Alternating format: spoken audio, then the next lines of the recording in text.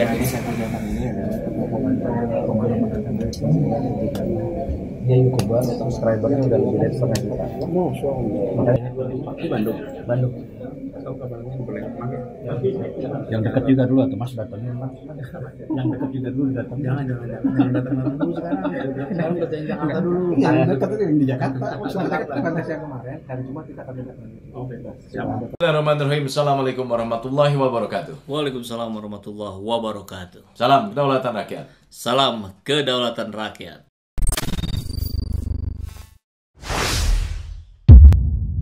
Kang, kemarin tuh kan sempat di posting juga ya, Kang Iful ke rumah pejabat. Oh, jalan-jalan Ke rumah pejabat itu sempat cakep. juga. Pantun bukan? Bukan. Oh, bukan. Kirain pantun.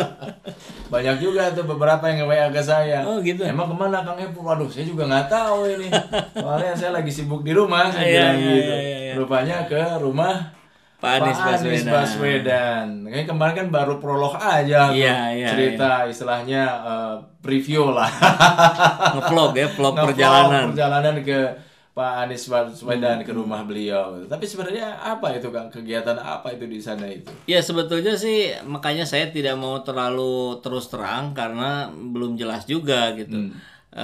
Saya diminta bantuan oleh satu ormas Islam yang cukup besar lah di Indonesia untuk membantu menyemarakan acaranya lah dalam pertemuan dengan Pak Anies Baswedan. Ya tentu kita bantu karena kita pun senang kalau itu berurusan dengan Pak Anies gitu. Tapi nggak tahu juga ini waktu bertemunya di jam berapa, settingnya bagaimana. Banyak yang belum kita tahu kemarin itu. Akhirnya ya sudahlah mengalir saja. Ternyata betul, saya kali pertama itu ke rumah Pak Anies, banyak hal yang miss di kepala saya, Kak. Pertama misalkan pendopo. Itu pendopo kan kalau identik yang ada di orang-orang ya biasanya relate dengan rumah dinas pejabat, rumah wali kota, rumah gubernur. Kan kebetulan saya juga berapa kali lah ke pendopo wali kota, ke gubernur dan seterusnya. Ternyata itu bukan punya Pemprov, punya sendiri gitu. Rumah Pak Anies memang gitu. Dan di situ ada pendoponya gitu. Nah, itu yang pertama. Yang kedua, ternyata juga untuk masuk ke rumah itu sulit, 2 jalur tuh sulit. Karena sempit. Jadi semacam gang lah gitu. Bukan di komplek yang mewah besar gitu enggak ya? Bukan gitu. Kaget sekali gitu. Loh, kok jalannya begini ya? Pas lihat, loh kok sempit ya? Dan ketika rumah-rumah yang berada di samping kiri kanannya itu juga rumah biasa, ada warung-warungan gitu ya. Di perkampungan lah ya. Perkampungan Lebak Bulus. Ada anak-anak pulang ngaji itu 5-10 orang tuh ramai-ramai sambil teriak-teriak segala macam. Ada tukang bakso Malang lewat. Sangat ada di tengah-tengah pemukiman Jakarta gitu loh. Itu kekagetan yang kedua. Yang ketiga, tidak berpagar itu rumahnya. Itu juga saya kaget. Saya pernah lihat memang beberapa di video, di foto rumah Pak Anies. Oh, ada pekarangan segala macam. Saya kira itu fotonya diambil dari dalam.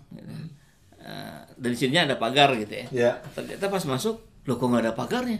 Langsung aja pendopo. Setelah pendopo, karena di bawahnya, di belakangnya ya rumah Pak Anies. Masya Allah, saya bilang dalam kehidupan saya beberapa kali ketemu dengan para pejabat petinggi ya, level wali kota, gubernur. Baru kali ini saya ketemu dengan seorang pejabat pimpinan provinsi yang ternyata sangat lekat dengan warganya, sangat dekat, tanpa batas-batas yang ketat gitu. Tidak ada kan pengawalan yang kelihatan gimana itu. Umumnya pejabat lah ya. Nggak ada, ini cair aja kayak biasa aja. Tentu ada lah, saya lihat beberapa orang yang badannya agak tegak gitu ya. Tapi itu juga tidak ngapa-ngapain, biasa aja. Masuk, mempersilahkan, silakan masuk. Wah. Tapi sempat ngobrol kan, sempat wawancara itu? Ya sempat sebentar lah. Kita diskusi tentang beberapa pertanyaan titipan juga sebetulnya dari sahabat SJ Channel. Kan kemarin pas di perjalanan saya buka itu ya, Kalau saya bilang karena belum bisa memastikan. Kalau jadi nih saya ketemu Pak Anies, kira-kira ada titipan pertanyaan apa? Dan alhamdulillah ternyata responnya luar biasa itu. Setengah jam itu tidak berhenti orang yang bertanya, sampai saya yang kecapean dan sudah mau sampai ya di stop lah kemarin. Padahal waktu ngobrolnya cuma sebentar ya. Ya, waktunya ngobrolnya sebentar. Ada beberapa obrolan yang off the record gitu ya. Jadi memang sengaja tidak ditayangkan. Kalau ditambah dengan itu sebetulnya cukup banyak gitu, cukup lama juga kita berdiskusi. Hanya yang bisa ditampilkannya yang sebagian lah. Itu kenapa nggak bisa ditampilkan? Itulah karena saya kira bentuk dari kematangan dari kepribadian Pak Anies Baswedan. Sebetulnya kalau itu disampaikan, boleh ditayangkan, saya kira ini akan menohok beberapa pihak gitu ya. Karena yang disampaikan Pak Anies fakta-fakta gitu. Fakta-fakta ya bagaimana beliau betul-betul berjibaku dalam dinamika sebagai seorang pimpinan Jakarta yang sangat berat lah gitu. Sebetulnya sangat berat gitu kalau dari cerita yang disampaikan. Cuman beliau menyampaikannya pun dengan tetap tersenyum. Ini luar biasanya Pak Anies Baswedan. Jurus rileksnya ini ternyata banyak berhasil menyelesaikan persoalan-persoalan besar. Dan beliau senantiasa mengembalikan berbagai persoalan ini pada Yang Maha Kuasa. Nah, ini yang luar biasanya. Jadi berbagai cerita yang disampaikan kemarin yang off the record itu, Pak Anies menunjukkan bahwa ketika beliau betul-betul mengembalikan semuanya kepada Allah, ikhlas, ternyata selalu diberikan jalan, selalu diberikan peluang-peluang baru untuk menyelesaikan persoalan yang sebelumnya tidak terfikirkan bagaimana menyelesaikannya. Iya, itu yang menarik sekali. Tidak kalah menarik adalah ketika Pak Anies, Kang Epul nanya kan gitu, terus Pak Anies jawab. Saya lupa pertanyaan Kang Epul, tapi dijawab oleh Pak Anies itu, ya biarlah orang menulis tentang saya seperti apa, tentang kita seperti apa. Biarkan nanti para sejarawan yang akan menulis apa gitu, dia bilang gitu. Itu menurut saya sangat-sangat menginspirasi gitu. Ya, kita lihat saja lah videonya ya. Prestasi Jakarta ini luar biasa banyaknya. Ini pertanyaan ringan aja Pak. Kalau Pak Anies sendiri kira-kira ingat nggak ya ada berapa prestasi yang diraih Bapak dan Pemprov dan apa saja? Ya. Bagian kita adalah melaksanakan cita-cita. Bagian kita adalah menerjemahkan gagasan jadi narasi, jadi karya. Dan biarlah itu menjadi catatan yang diingat oleh warga. Saya sering katakan, jangan terlalu khawatir dengan apa yang ditulis orang hari ini. Perhatikan apa yang nanti ditulis para sejarawan di masa depan. Karena mereka nanti akan menulis dengan data yang lengkap. Hari ini mungkin kita tidak ingat apa yang kita kerjakan. Biarlah para sejarawan nanti yang akan menuliskannya. Insya Allah. Dan yang penting kita bisa bertanggung jawabkan hadapan Allah. Bahwa amanah yang dititipkan, insya Allah jalankan dengan baik. Insya Allah. Sebetulnya pertanyaan ringan. Saya ingin ingin nanya, kan prestasinya sangat banyak itu Pak Anies ingat nggak ada berapa prestasi yang diraih dan apa saja? Ternyata beliau fokusnya tidak ke arah saya ingat atau tidak, tapi ya cukup mendalam juga tuh jawabannya yang tadi Kang Ijul sampaikan. Ini biarlah sejarawan yang mencatat yang dengan lebih lengkap apa yang sudah kita lakukan, bukan atas dasar klaim kita. Jadi rupanya prestasi-prestasi yang ditorehkan oleh seorang Anies Baswedan tentu bersama jajarannya, karena Pak Anies lebih mengedepankan kolaborasi, itu tidak diingat-ingat oleh beliau gitu. Ya sudah, alhamdulillah dapat prestasi, kemudian bekerja lagi, dapat prestasi ditingkatkan lagi. Rupanya jurusnya begitu Kang. Jadi artinya beliau mengabaikan suara-suara negatif dari luar, bulian-bulian dari buzzer dan sebagainya, dan beliau fokus saja bekerja. Dan setiap apresiasi yang dia terima selalu beliau kembalikan kepada Allah Subhanahu wa taala. Iya, itulah kenapa salah satu alasan memilih Anies Baswedan sebagai capres 2024 karena nggak baperan ya. Ya itu katanya begitu ya, salah satu kekhasan Anies Baswedan itu selain relax, walaupun pekerjaannya berat, beliau juga nggak baperan. Setelah pertemuan kemarin, Pak Anies juga kan ada beberapa pertemuan lainnya gitu.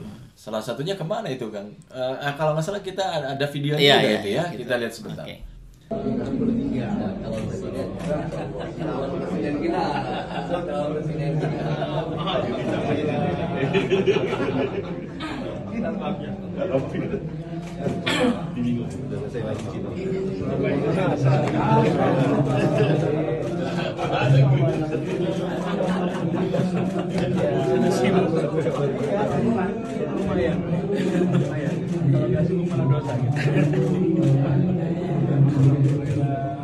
Nah itu di mana itu Kang? Ya, beliau ke rumah Kiai Haji Sukron Makmun, tokoh besar juga, ulama besar dari Nahdlatul Ulama, tapi juga beliau sangat dekat dengan ulama-ulama yang berada di luar NU. Dan saya kira ini menunjukkan bahwa kedekatan Anies Baswedan itu yang banyak orang framing dekat dengan orang-orang yang radikal, intoleran dan sebagainya. Ternyata kalau kita lihat faktanya di lapangan, Pak Anies itu dekat dengan semua orang. Jadi bahkan bisa dikatakan sebetulnya Pak Anies itu nggak punya musuh. Meski di saat yang sama banyak yang memusuhi Anies, tapi beliau tidak punya musuh. Ini kan paradigma berpikir yang mampu mengarahkan beliau sehingga fokusnya pada bagaimana meningkatkan kinerja, bagaimana menyelesaikan janji-janji politiknya dalam 4 bulan terakhir ini. Beliau kan katakan juga ini sedang finalisasi semuanya. Ya kebayang lah kalau baperan, kalau dia akan habis waktu di medsos, dia akan habis waktu untuk mengcounter berbagai tuduhan. Kan beliau abaikan saja, beliau diamkan. Bahkan ada satu kalimat yang di saat off the recordnya, saat kamera semua ditutup, itu saya ingat salah satu kalimatnya adalah, bukan hanya saya yang diam terhadap bulian, terhadap cacian makian, tapi itu juga saya perintahkan pada seluruh jajaran yang ada di Pemprov. Kalau ada yang menghina, mencaci, memaki, menyudutkan, menyalahkan, jangan dilawan, jangan direspon, diam saja. Diam terhadap semua cacian makian itu dan fokus saja bekerja. Dan itu luar biasa membangun kekompakan Pak Anies dan jajaran Pemprovnya sehingga betul-betul bisa memunculkan hasil kerja yang nyata dan berbuah prestasi. Luar biasa ya.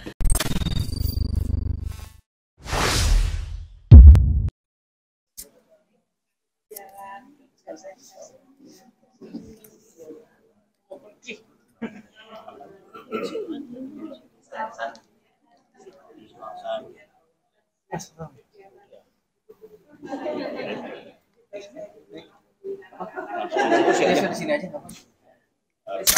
Terganggu suara ya? Iya.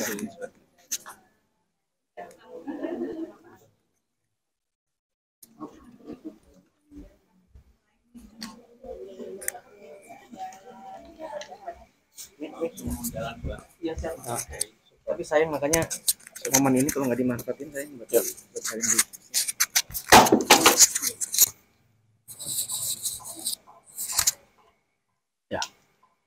Kita yang terus mendoakan Bapak untuk berharap bisa naik menjadi level yang lebih tinggi seperti yang barusan juga sudah terjadi dan itu marak di mana-mana di seluruh Indonesia.